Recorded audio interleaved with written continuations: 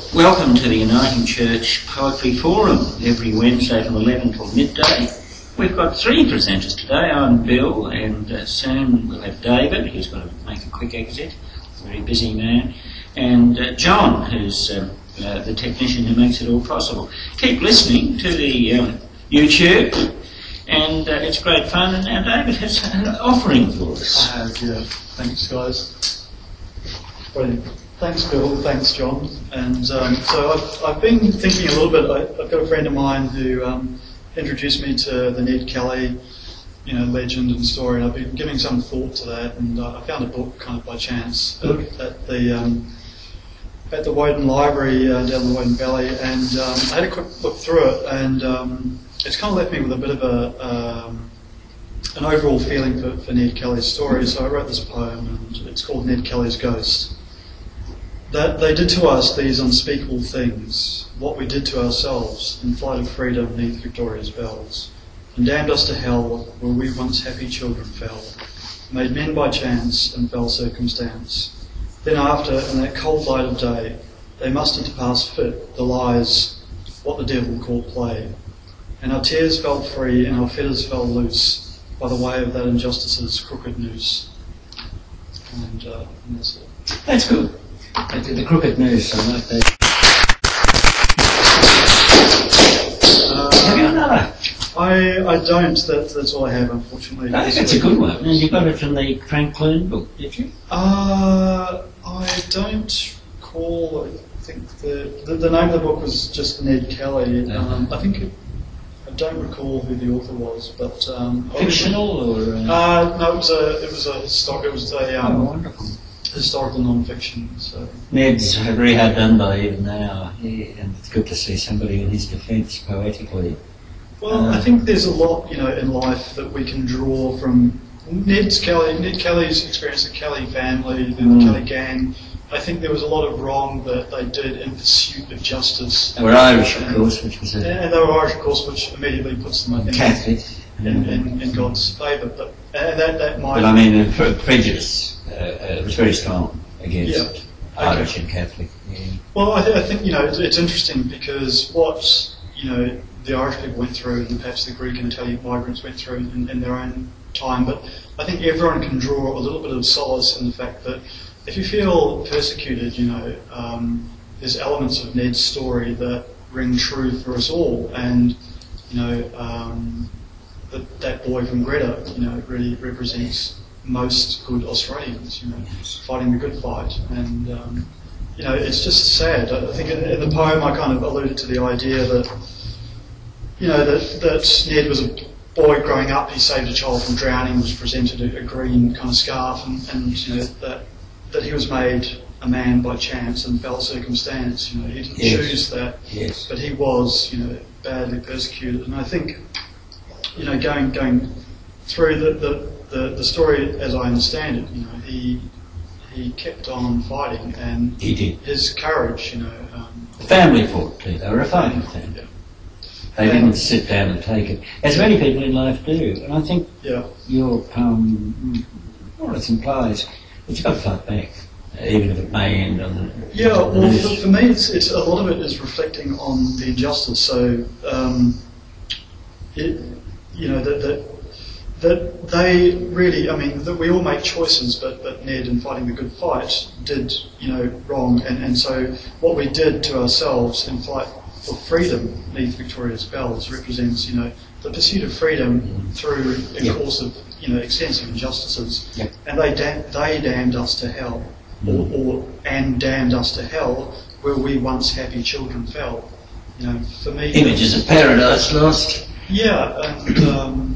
so, it does need a bit of work, but it's... No, it's good, and you can extend it a little bit too, of course. Yeah, well that's... no time is not with you, but it's worth perhaps... Well, it is. I'm going to make some time. I'm sort of, there are a few things in my life that I'm really committed to. One of them is learning the Irish language, and I have to make time for that. And the other is, sort of working on my poetry, which John and I are kind of working through. We're working together. Yeah, we're going to put together a little collection, and so we've started that process. And but yeah, just I feel like I'm a baby poet, and I'm just really enjoying the process and Good. and exploring it. So I think if you enjoy poetry, that's What's the name of the? I think the working title is Carnival of Light, and it's a great title.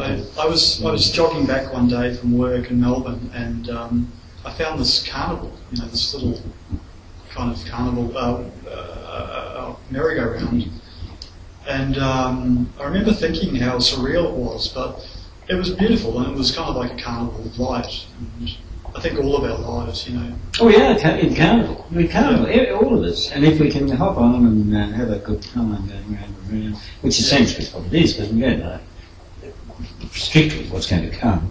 Yeah. There's a hereafter, it's not in our vision yet. Yeah. And so merry-go-round of light sounds good. And that could be the theme of all the poetry, because you've done other poems that link up with the one we've got there, short poems. That seems to be your real and you're the ones you enjoy doing, so I'd stick with that. Yeah, well, I wouldn't do a long one just because others say do a long one. Yeah, I mean, I probably could, but I'm sort of happy with it. Because that title kind of is what most of my poetry is about as well, so I feel that we'll be able to not just do the one book with that title, we'll be able to go kind of like 1, 2, 3 to 10 to 100, you know? More. Yeah. Well, the beautiful That's why I like it so much, because it's basically what my poetry is about. Yeah. And you've both got two voices that could be recorded on a CD and that's put in. Well, if you could get a sponsor for them through the mental health people or something like that.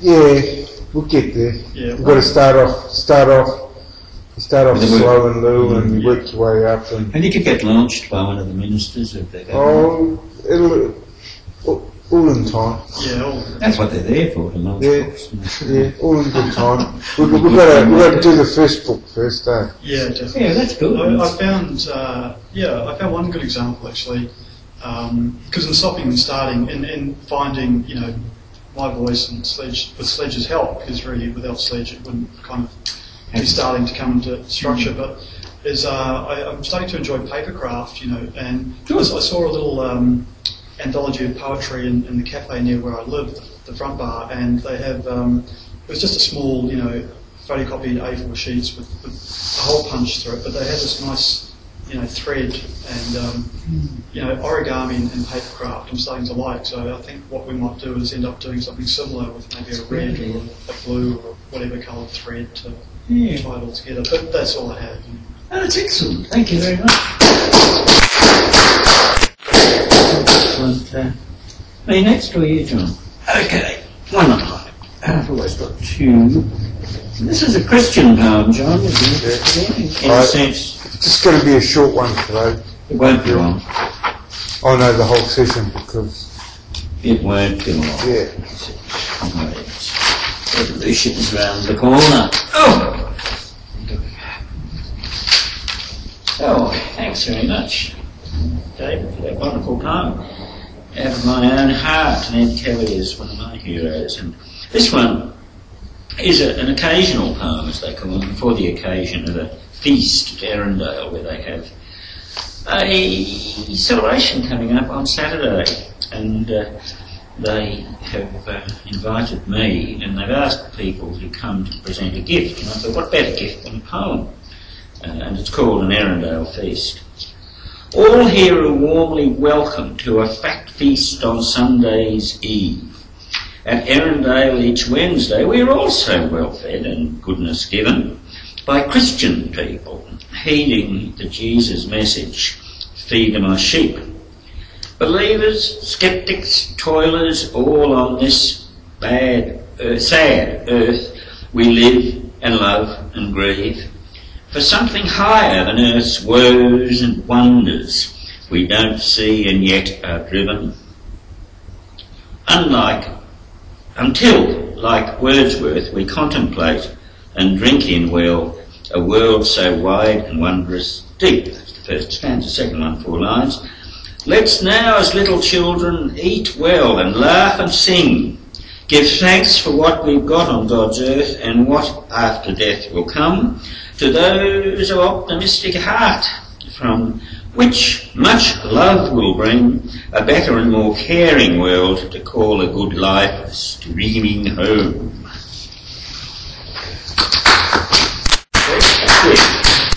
No, I like that. That was good. Yeah, it's meant Felt it. I felt it in here. Yeah, sorry. Oh, yes.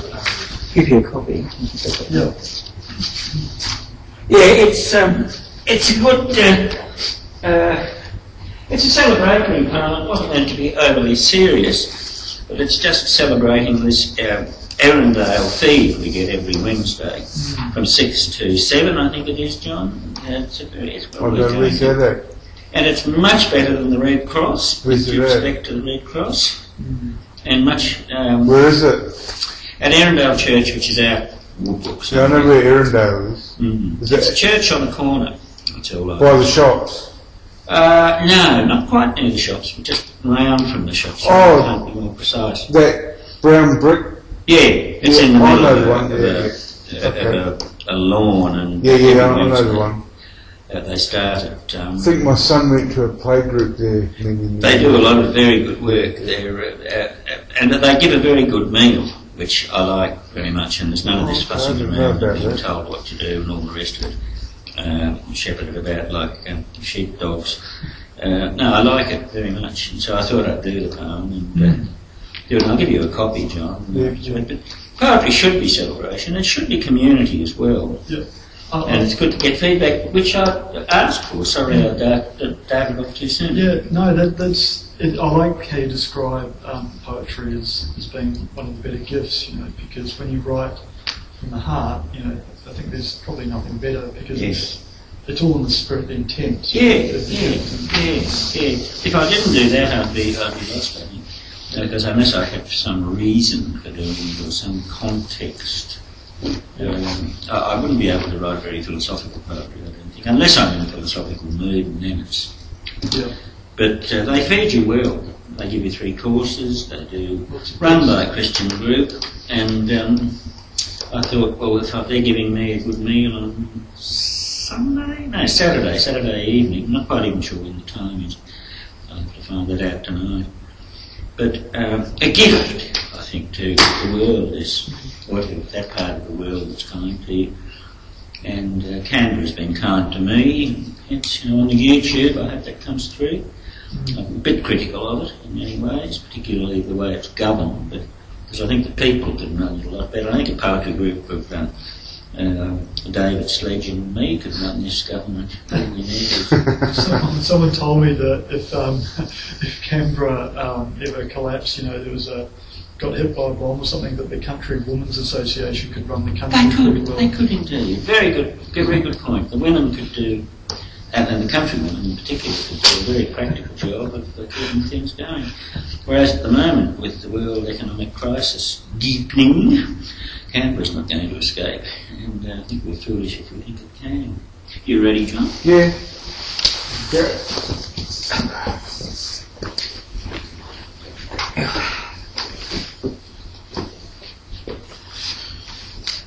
I'm back. It's poetry time. Attack. The world is in decline. Riots in London. News of the world. What's it all coming to? Where are we going? It's not all that slow. Yeah, the seeds are a-sowing. We're moving on into our realms. Universal they be. Into the world, our society. Decline of civilization.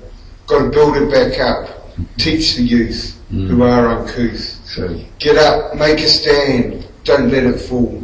Society that be. Excellent. Yeah, the youth are uncouth, but they've got reason to be, I'd say. Because Yeah, they're well, with governments primitive. like we've got, like governments most countries have got at the moment. Well, the French Revolution wasn't very polite when it took No. place, and I think in London they've got to expect a lot of angst and anger and fury. And like, they're saying that it's the youth and all that, but then check it out, it's not the youth, it's people No, it's from my millennials. generation that are doing it all. Well, you're in your 30s now, of course. 40s. 40s, sorry. And but you're still at your maturity, and the world. It's like all the old skinheads and everyone, all because that all comes from London. That's where the whole punk Were you ever a skin? skinhead movement started. Was in London. In London. Were you ever a skin? I am right to this Oh, day. I see. So you can identify with the skin. Yeah, I can identify with it. Well, I think they got reason for doing it. Older people, when they get with sticks and bent backs and all that, tend to run for cover.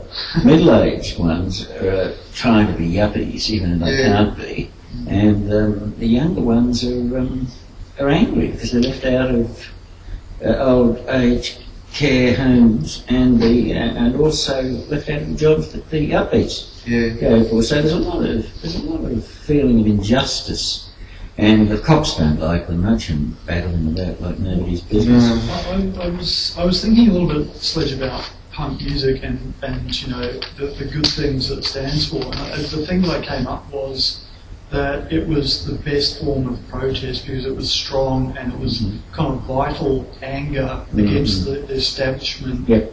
And it was a kind of truth, like this is good enough, and all we can do is sing about it, but we can sing angry. Is that what it means for you? Yeah, on the head, brother. Yeah. So you sing angry, Yeah, that's what we are. and when you've got the instrument with you, you can. Because I thought about it, and I thought there's a lot, in all music, because music is a kind of gentle protest. Even if it's angry, if the performance is angry, if there's truth in the music, then it's good. But there's a gentleness about music too, of course, that softens the words. I think that the melding of the two. Yeah, well, some punk can be kind of confrontational, but I think if you understand what the message is, that we have good reason to be angry, and we're not going to be violent, but we're going to sing the truth. And like, most of the violence is just on the dance floor between ourselves. Right, well, That's how we get our anger out. But with punk, You've got to go and get it out physically. Yeah, You do that on the dance floor. but with that, and with the And music, that's why everyone's spinning. Just fighting but it with out. that, it's pretend fight, isn't it? Yeah, it's exactly It's what pretend fight. we go out there, but we don't have to go out and smash It's it. acting, We it's just acting. Yeah. more like acting. And there's more. But it's full on. yeah. So a lot of people get hurt, but That's maybe they only get the hurt reaction. because they want to be there. They wouldn't be there if they didn't. Well, the want to police be there. obviously are pretty confrontational. That's what a mosh pit's about. You go in there to get your angst out. What's the mosh pit? Well, when there's a punk band playing in the middle of the dance floor, if you don't want to be there, you move aside. Yeah. That's where everyone goes off and starts slam dancing and What's mosh mean? going loose, Okay. dancing. There's love in it as well as violence, isn't there? I mean, I get the sense with, it's like your son when he gets a little, confrontational. He's essentially wanting to like people. I mean, it's a cry for perfection, I suppose, if you like. To me, it's a little bit sort of, don't do that, don't do that. Well, but again, I it's, think... it's how he's growing up. With me being his dad, being coming from an ultra-violent skinhead background. Well, before that, I was growing up in the church, so I know both sides. Right, but you're still a Christian, aren't you? Yeah. More than I am, I'd say. Yeah, and the same, I think, goes for you, David, too. But what I see often is Christians giving us this space. I don't think the Legislative Assembly would ever give us space. I might be wrong. Why would the government give you space? Well, they should. They're elected. I know they should, but why would they? Well, they wouldn't. It's the way they operate. But whereas a church like this, and the man outside doing the cleaning, in the assembly, they probably have somebody who'd say, "Why are you here? Where's your pass?" Blah blah blah blah. But we don't even need a pass to get here. No. And I think that's admirable. Come in. Anyone's welcome. Yeah, well, we've got 3 here today, which is wonderful. It's good to have David here, and it's good to have a certain. You got another one there, John? No, well, that started off as 2, but then I joined them together and made 1. You want to write another one while What have I got here? Well, hey Dave, can you get up there Yep. with a pen Yep. And and just do it. make one up as you that's write good. it and make Yeah, it Sledge. so you two can see you actually making it up. And say you're in the process. See the of doing it. thoughts in your mind. That's a good idea. Okay. Excellent idea. Yeah. Bit hard, but you can do it. Just on anything you want. Any subject that's entering thy head. I might just do a bit of free sort of Yeah, thought. So, Yeah. That's good. That's a good way of poetry. Free thought. Free thought is a good thought.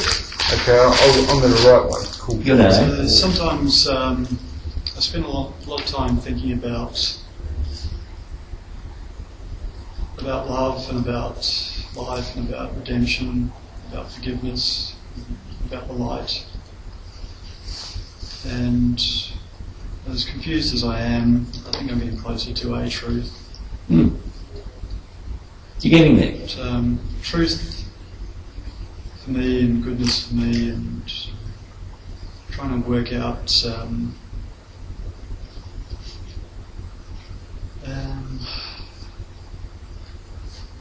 Your life. there's one line I came up with a while back, and that's who saw the wrong, who saw the right, who saw the dark, and who saw the light. Right. Where from?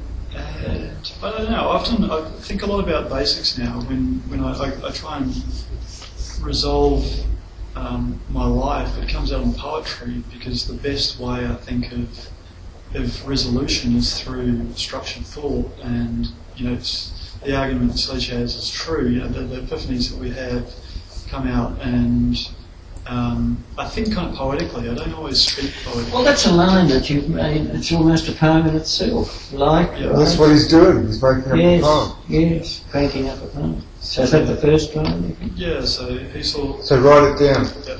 Okay. So In case it goes wafting away, which it So- often does. who saw the dark? Who saw the light? Who saw the wrong? Who saw the right? That's very good. It's a questioning poem, because you're young with questions, like Ned Kelly was before Yeah. he went. In fact, he was hanged because he was asking questions, I think. Yeah. And where did we come from? Where are we going? Are we being driven or are we rowing? Where did we come from? Where are we going?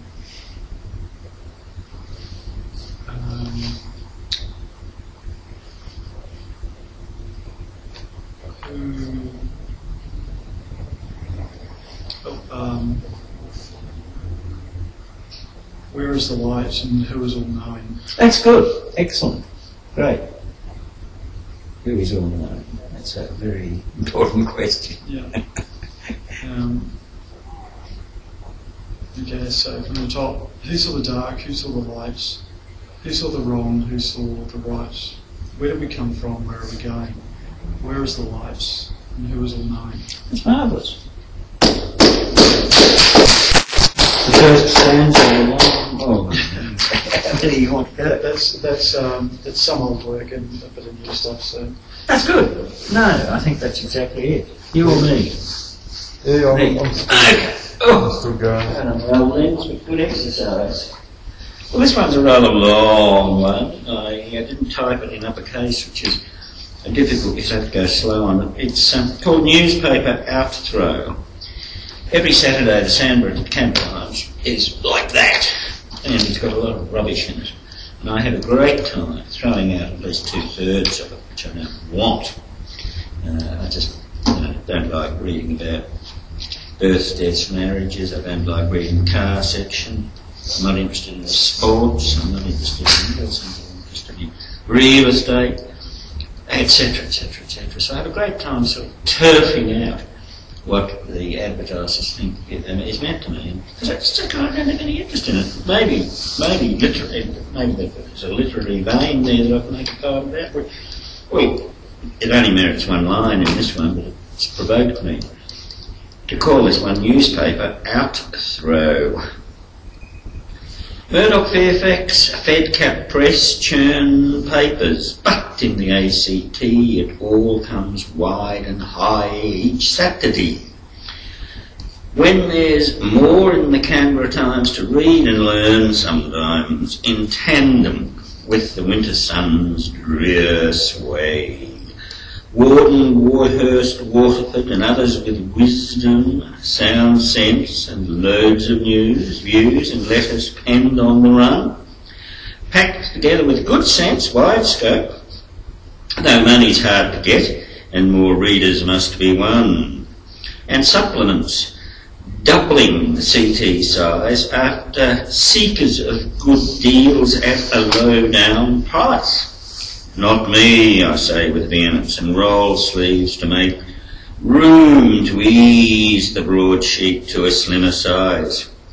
Out Bingley, out Drive, out Career, out Online, pitched into the mighty green domain, out it goes to a recycling bin. As I then say, get you traders from this temple to another place much warmer, where you can profit without sin. To go at the Canberra Times. I hope the Canberra Times readers aren't offended by this, but I think it's a response to Saturday's enormous size. Have you ever read it?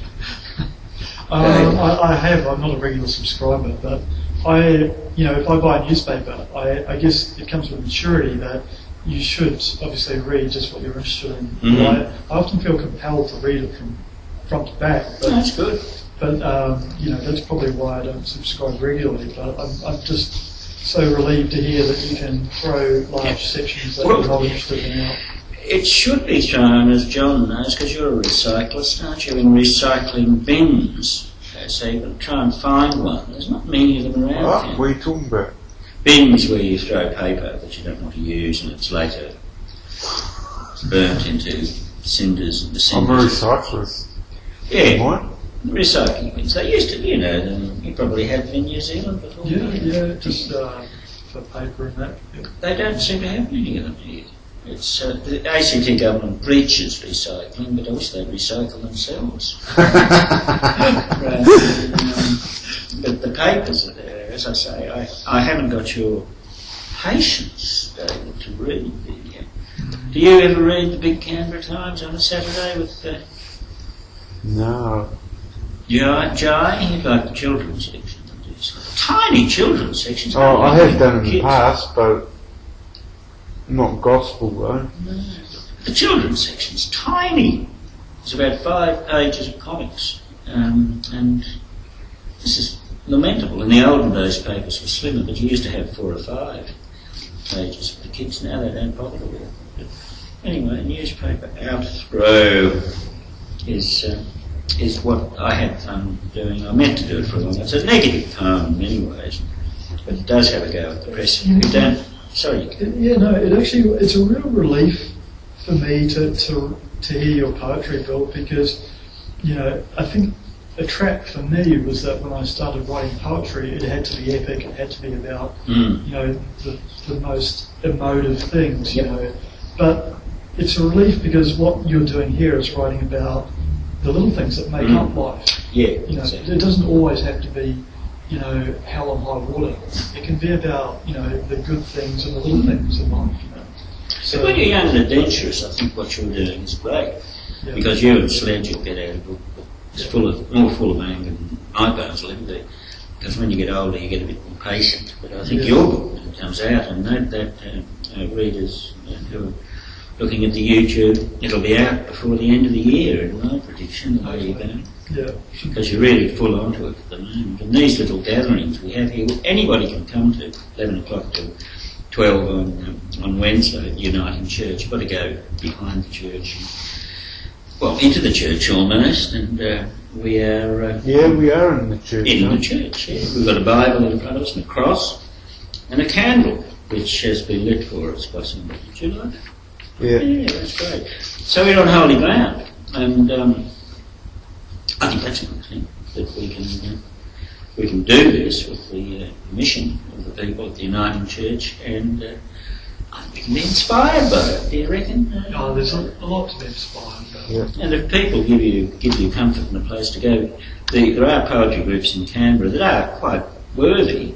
They're often, and again it says a lot for gender differences, I suppose, run by women, often women's groups, which are very good and very earnest. And Some reason women don't seem to like to come to our poetry group. no, Why is that? too many blokes, too much testosterone. I think.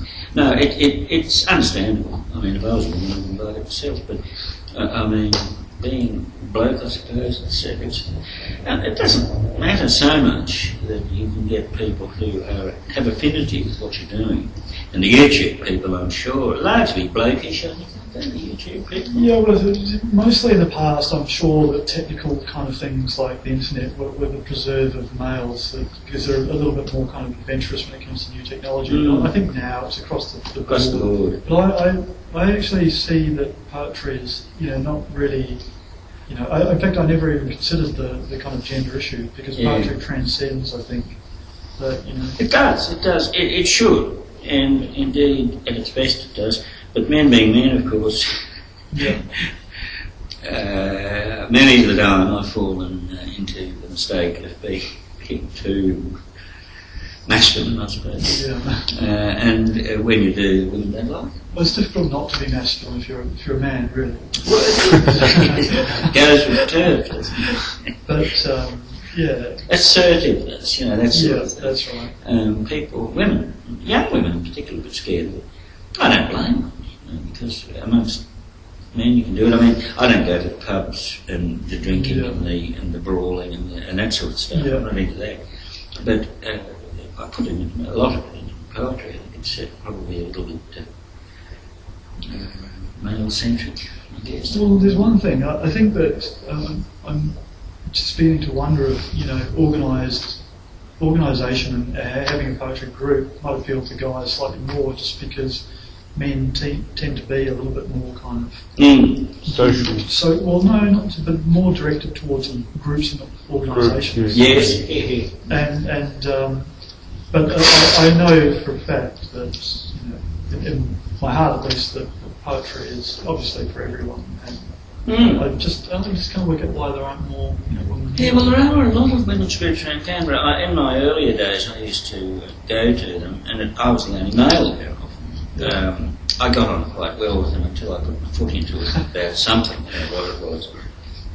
I used the word feminist incorrectly and wasn't liked. I used the word misogynist by accident, but I meant to say something along the lines of feminist, and yeah, it's not many good words. People don't often like being labelled, I suppose it's a normal Being thing. put in baskets. Yeah. Yeah, and women have through the ages tended to be sidelined.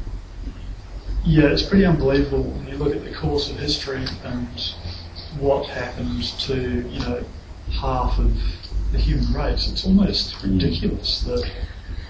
Yeah, and yet you say that often to some very strong feminists, and they object to that because their view is that through history women have fought back. Well, that's possible, but it doesn't get into the big print. It doesn't get into the Canberra Times.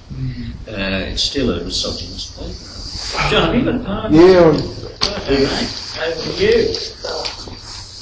We're a very productive group today, David.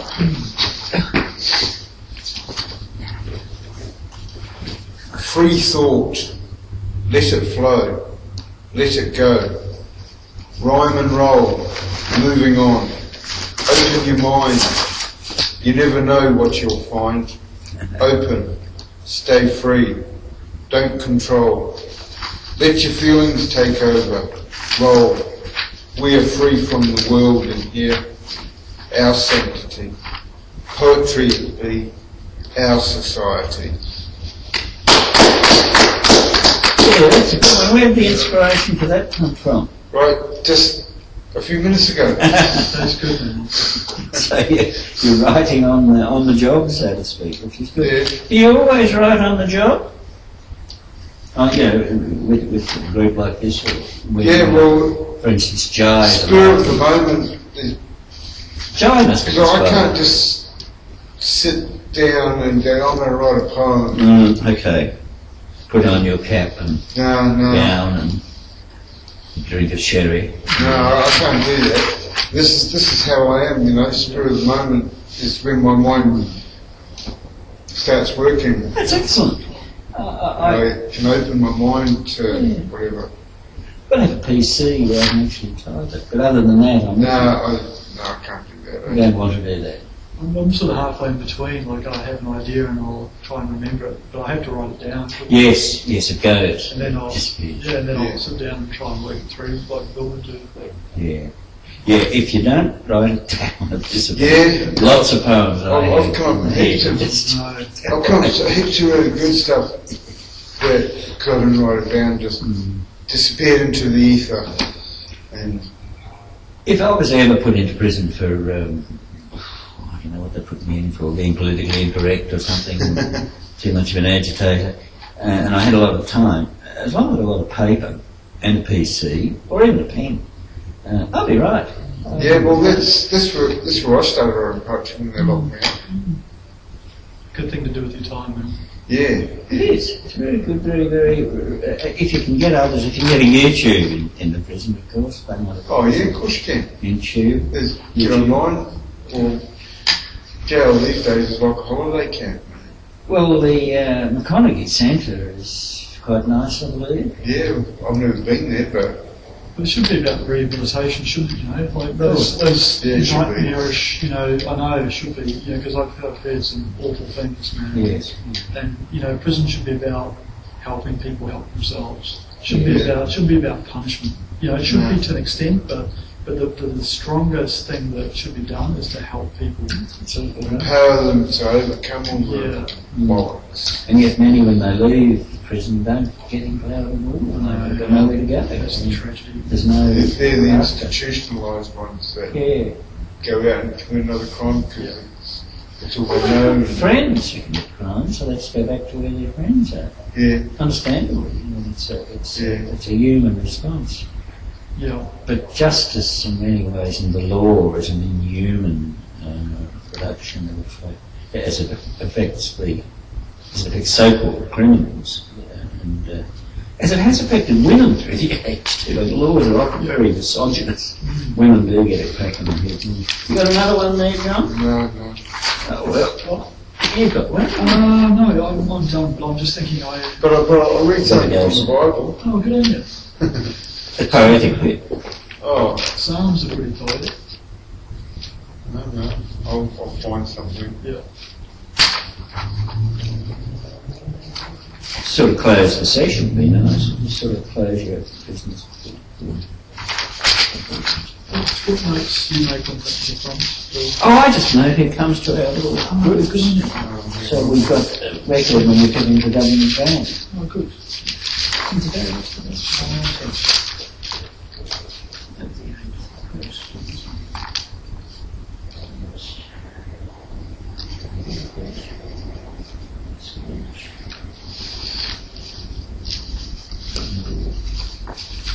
So we've got the, we can put in for a grand. Wonderful. Yeah, that would be. What would we spend the money on? Okay, books. Yes, I suppose so. So 2,000 to start with. John can get a new machine there to do his It's a good idea. YouTubing in. Okay, I'll read this one. Okay. James 1:5. If any of you lack wisdom, let him ask of God, and it shall be given to all men liberally, and upbraideth not. Nice. That's good. Well, that's not how it says in here, but I know it off by heart, so I said it. Doesn't still You might like to read one, No, David. That's okay. I'll find it. Read something from Apocalypse. That's always a How I said it, that's from the King James. James version. This isn't the King James. Is it the Catholic? Oh, it couldn't be. Good news, and That's the Protestant one, isn't it? but how it says it here is, but if any of you lacks wisdom, he should pray to God, who will give it to him, because God gives generously and graciously to all. He does. Okay. But I know that's not how it's said in the King James. And Yeah. Do you prefer the King James? it's, I think I well, I do. believe that is the only true as far as it's translated correctly. I think it's a very worthy thing. They spent years trying to sort of get it right. Really? And even though it's in Old English, it has the poetic rhythm, I think, which is pretty good. Whereas these newer ones are a little bit less. And they've changed it from the original script to make it sound a bit more politically correct. Yeah. And in line with today's speech and how people speak and all that. Mind you, a lot of men did write it. There was one woman on the committee, but nevertheless, it has I think it has a literary zing about it.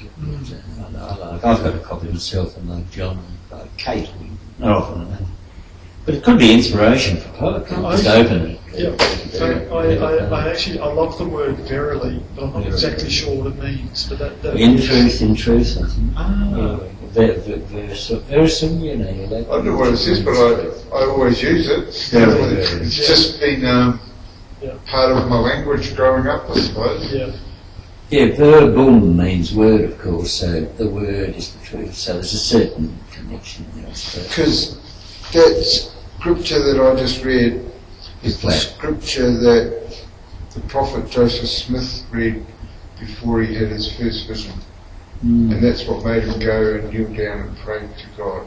And then he had then Jesus Christ and Heavenly Father appeared to him. Yeah. And reading that scripture. Yeah. Yep.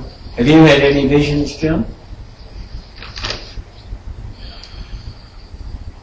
Well, when I went to Bernie's funeral, he was my neighbour who got murdered.